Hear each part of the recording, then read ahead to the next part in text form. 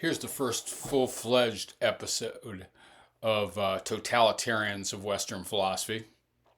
Great Totalitarians of Western Philosophy, which I'm sure makes your heart go pitter-pat if you're a philosophy major or professor. All right, maybe I shouldn't start with ragging. Let's talk about Plato's Republic. It's the first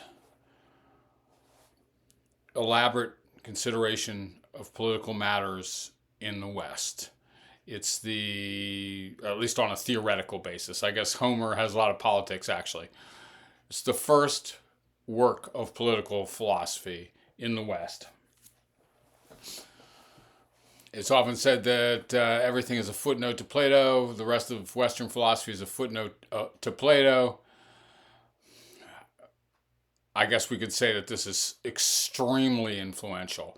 The Republic is Plato's best known book, for sure. And in some ways, his magnum opus, a summary of his philosophy. I guess people periodize Plato's philosophy, early, middle, and late dialogues.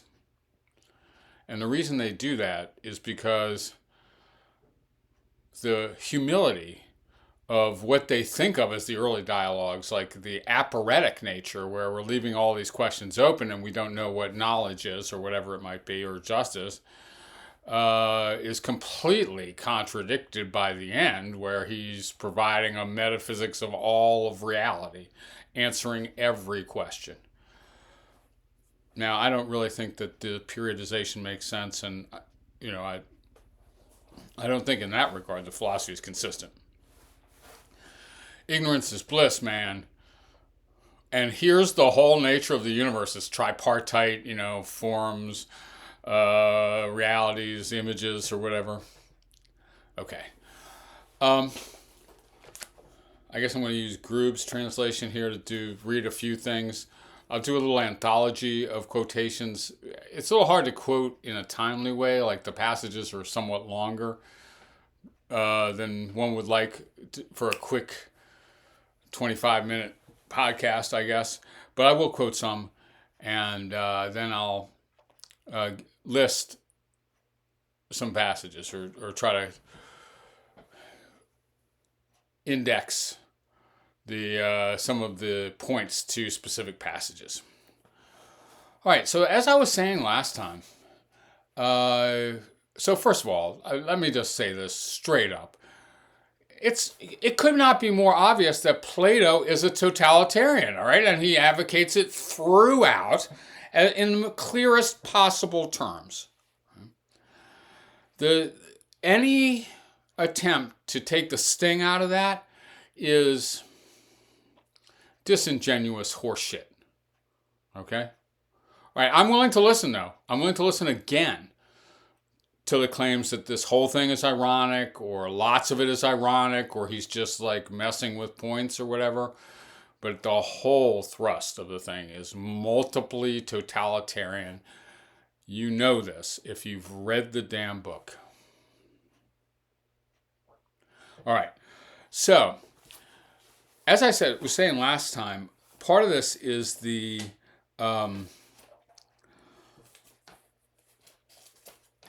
just the role of education, the picture of education.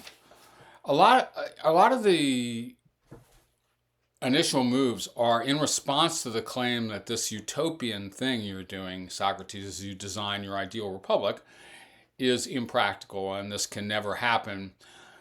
And so one of his answers is, haven't you ever heard of education, Glaucon? That's a typical Socratic thing. Well, yes, Socrates, I have heard of education. All right. Well, and then, we get stuff like this. Don't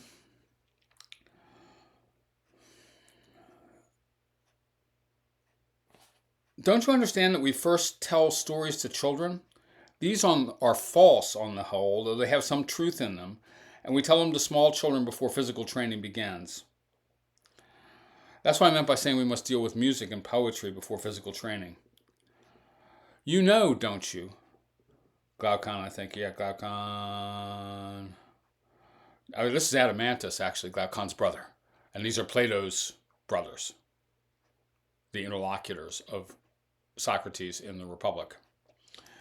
You know, don't you, says Socrates, that the beginning of any process is the most important, especially for anything young and tender. It's at that time that it is most malleable and takes on any pattern one wishes to impress on it. Now, the interlocutors of Socrates are always looking for any, new expression of agreement and enthusiasm. Exactly. Then shall we carelessly allow the children to hear any old stories told by just anyone and take beliefs into their souls that are for the most part the opposite of the ones that we think they should hold when they are grown up? We certainly won't. Then we must, first of all, it seems, supervise the storytellers. We'll select their stories whenever they are fine and beautiful and reject them when they aren't. And we'll persuade nurses and mothers to tell their children the ones that we have selected, since they will shape their children's souls with stories much more than they shape their bodies by handling them. Most of the stories we tell now must be thrown out. Homer to begin with, who presents so much of the basic underpinnings of Athenian culture or Athenian identity. All right, so the basic set of assertions right there. This is at 377, marginal page 377. This is the initial totalitarian move. Don't you realize that if we get a hold of the children early enough, we can make them believe anything they want. We can impress any pattern on them. In a way, there is no human nature. There's only political manufacturing of human beings. Now, this idea that we're going to tear down the culture and start again from scratch by re-educating the whole population is a beautiful totalitarian first thing.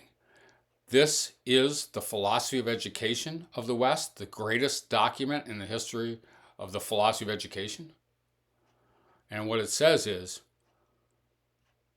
we're going to have to break each child and fill them with the stuff we want them to believe. So that's that's totalitarian in the sense that it reaches every child of every citizen in Athens. And it is accompanied by thorough censorship of a kind that we ought to call totalitarian. Okay. Unbelievably thorough censorship. So, I mean, what he's saying there is like, if we can control the stories and songs that people hear, if we can control the media, we can control what everybody thinks. All right. So we're going to have to get every child, re-educate them from preschool, all right, and control all stories, songs, paintings, poems, etc., plays that everyone sees in our society, and then we will be able to do this amazing utopia thing. Well, it's certainly not going to be an amazing utopia thing once you crush everybody. Like, once you go for absolute oppression, dude. Like, okay, that's infesting your utopia in a big way. Fortunately, he's got plenty of police, right? Like the whole silver people, the auxiliaries. He's got plenty of security officers to make all this happen, I guess, in his utopia. All right. Now, so let's get a few more aspects here. The definition of justice in Plato's Republic. Let's try this. This is on, let's say marginal page 433.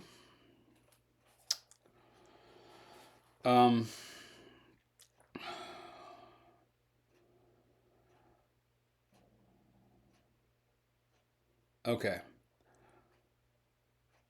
Listen and see whether there's anything in what I say. Justice, I think, is exactly what we said must be established throughout the city when we were founding it.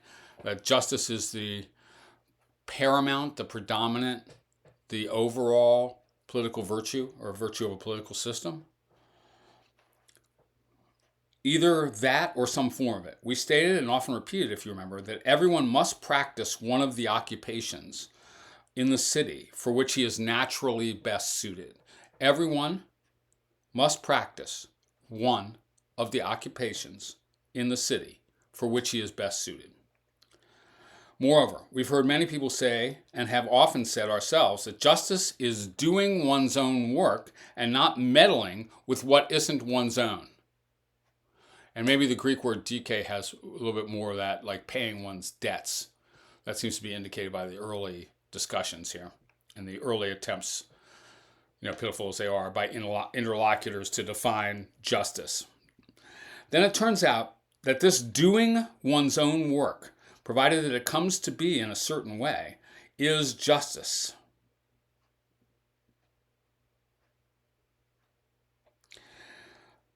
And then he points to the fact that every child, woman, slave, freeman, craftsman, ruler, and ruled, each will do his own work and won't meddle with what is other people's work. That's his definition of justice. That's the first definition of justice in the Western philosophical tradition. And it's very simple. Stick to your caste. Do what we tell you, what we have assigned to you. And these are castes, okay? These are occupations, professions, as social classes. Right? So first of all, justice is each of, I'm going to talk about this in a second, but justice is each of the three predominant groups not getting out of it their own little bailiwick.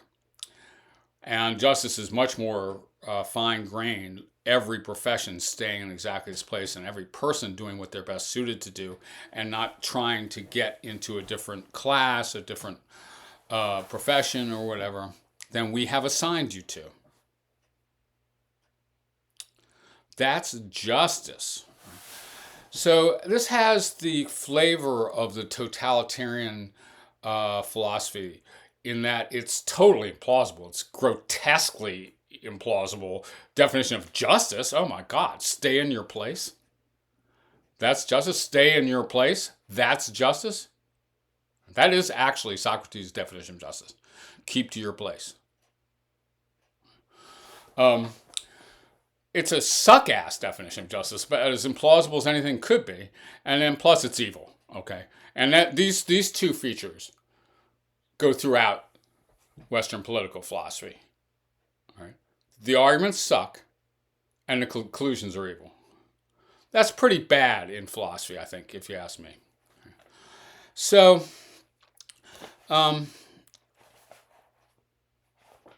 yes, so you'll be sticking to your spot. And what is your spot? All right, well, that's where we get Socrates' beautiful vision of rule by lies. The noble lie.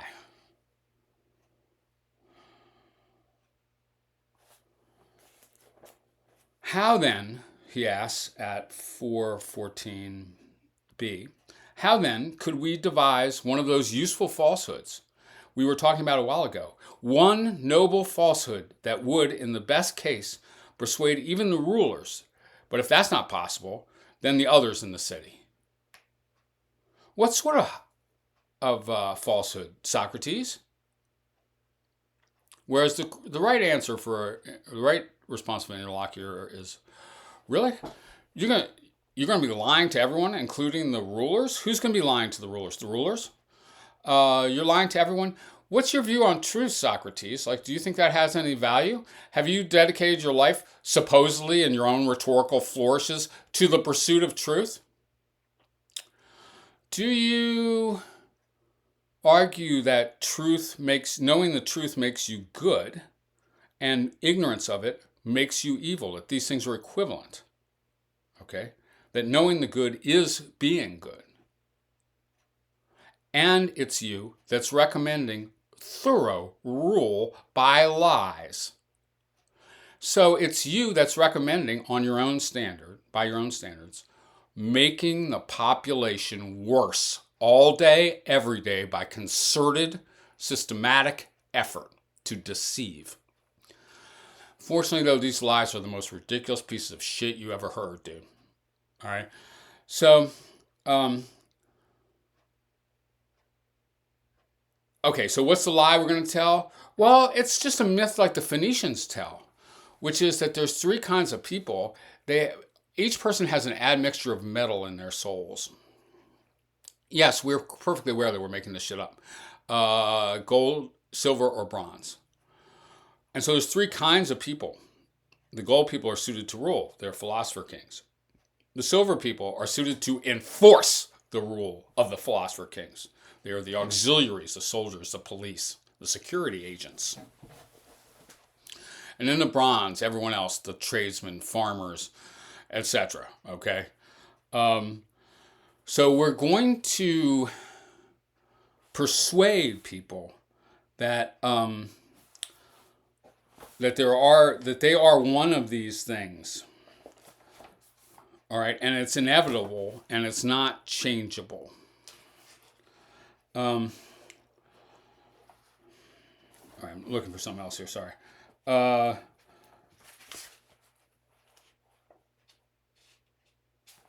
right. And it's total bullshit. Okay, there's three different kinds of human nature. You're one in these things. And first of all, justice consists of you sticking to your place that we just assigned you. Now, so it is bullshit, right? There aren't these three kinds of people, but in a lovely totalitarian moment, like one of the grossest moments in the history of philosophy, Socrates argues that we can create three kinds of people by eugenics. He says stuff like this over and over again. Tell me this, Glaucon. I see that you have hunting dogs and quite a flock of noble fighting birds at home. You've been breeding cocks, haven't you, Glaucon? Have you noticed anything about their mating and breeding?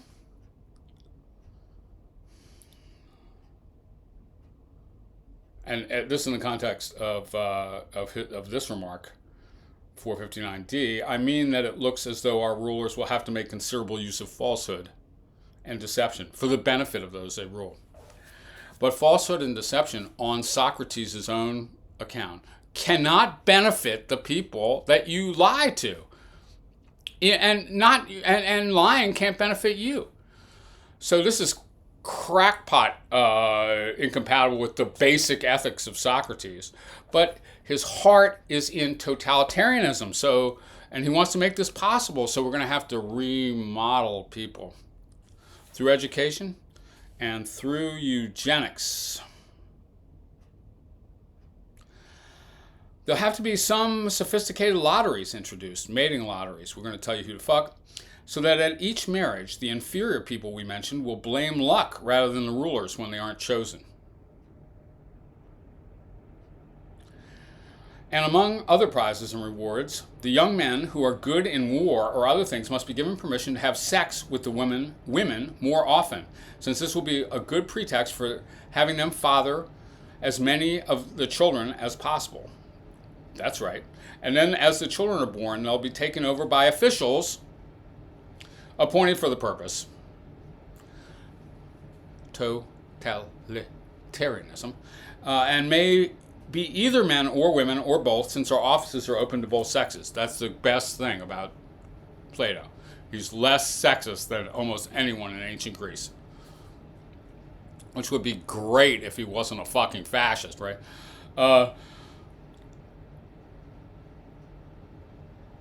I think they'll take the children of good parents to the nurses in charge of the rearing pen, situated in a separate part of the city, but the children of inferior parents, or any child of the others that is born defective, They'll hide in a secret and unknown place as is appropriate.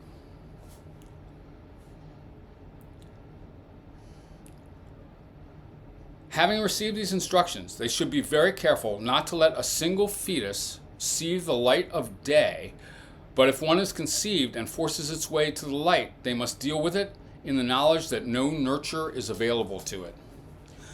So, and he says this again many times. So we're going to have this thorough eugenics program. Over a series of generations, it will produce different castes that really are different, okay? And then justice will be doing what you're bred to do. And unauthorized infants will be killed. Straight up infanticide, dude. So we're controlling your education, we're controlling all your reproduction, and we're killing your children. That's totalitarian enough for me, dude. It's more totalitarian than any real system that has ever been achieved for obvious reasons. Like, okay, these rulers are going to tell people this is a random assignment of sex partners. Not that you have anything to do with making the decision of who you're going to screw. It's totally random. Now, anyone seeing a few assignments like this is going to go like, no, it's not. But, as he just argued, I just read this, we've smashed up your brain so good that you don't even notice what's going on.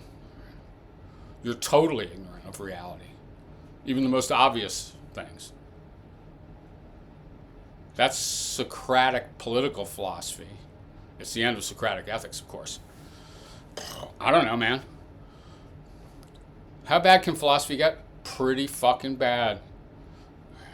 Now that's just the worst thing I've ever heard, man. Okay. This marriage lottery thing. Ha ha. Now, the last thing I want to emphasize is stuff that comes in Book 10. It comes throughout the thing, though. And actually, we've already seen a little bit of it, even in the little passages I read. And that is total censorship of the arts. We're going to have to control every image, every poem, every word you hear, every image you see, every sculpture, every play. And he experiments with this over and over again. Really, what we should do is ban all the arts completely. Because they're all, as he argues in Book 10, I guess I'm not going to read a bunch of this. I've taught this so many times too. As he argues in Book 10, the arts, this is the first theory of art in the West. Maybe. It's as mimetic techne. Art is the craft of imitation. Well, imitation is less true than what it imitates. He's got a series of arguments on that. You know, they're not very good arguments, but that's what they say. All we care about as philosophers is the truths, and images, poems, plays, paintings, sculptures take you away, further away from reality. So they're corrupting because they teach falsely by their nature. And they're corrupting too because they encourage you to indulge your emotions instead of just like grinding your reason and leaving everything else out. Okay. The ultra-rationalism that Socrates recommends, although hardly is actually portrayed as living, really. He's got a pretty passionate guy in a lot of ways. Maybe Plato didn't write the Symposium. I kind of think. All right, but anyway, the thorough censorship to the point of banning it, all of it, or allowing a few things in, like a few martial songs that will help us muster the troops for our next war, or a few hymns to the gods as approved by philosopher kings. And this is the first great argument for total censorship, or like the first great argument about media effects, and the first great moral panic about paintings. I mean, one thing that should be completely clear here is that Socrates, as portrayed by Plato, is totally anti-Athens. He hates the polity he's in. He really does. All right, even though he expresses devotion to it too. It brought him up, it's his mom, etc. But Athens is a democracy.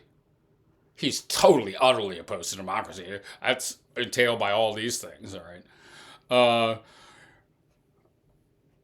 Athens is in the greatest efflorescence of art that has ever occurred to human beings, up until that time at least, or ever. And he's against all of it. He hates his own culture.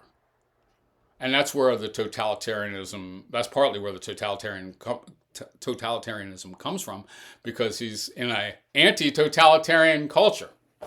And he hates it. He kind of wants Sparta to come on over here and subdue us, I think. But anyone who likes Plato's Republic wants to be subdued. I mean, obviously, I guess. The first great political tract in the history of the West is the first great totalitarian project in the history of the West, but there's a bunch more. Is going to be Hobbes next? I think so.